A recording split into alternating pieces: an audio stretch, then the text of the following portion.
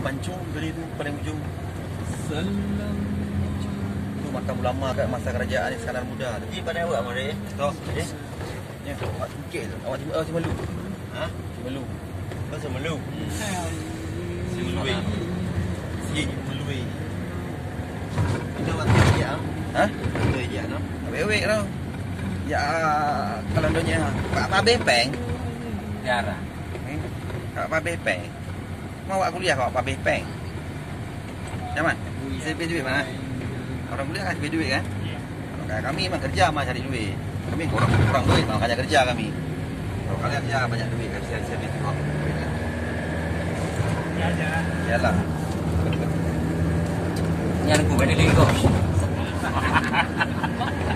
Kan ada dari linggo. Lampak. Iya. Taruh pun habis. Guru deh. Singkat dah pun. Cedek kepala. Ya, ya ada apa ini? Wait. Guru. Pan. Ya, Selamat. Ya. Kau jadi ni wate perang gerilya di lawan kafir ada dah pelung abek nada ah. Nah, bersiap. Kau barunya jadi kau latihan le. Kau jadi wate pelung bak medan tempur kau nak ilit yang bedi panen Kasih pakai. Kasih pakai. Hanya dengan jodi. Ah, kayaknya panen awak baju udama.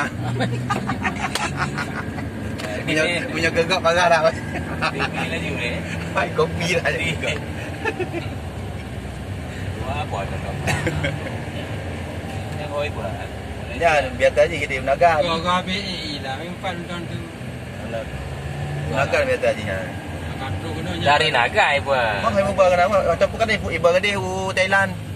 Luar tu Thailand ni barang.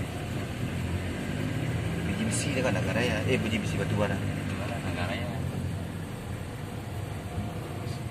Jadi dia mau jalan ni UBB pah dah.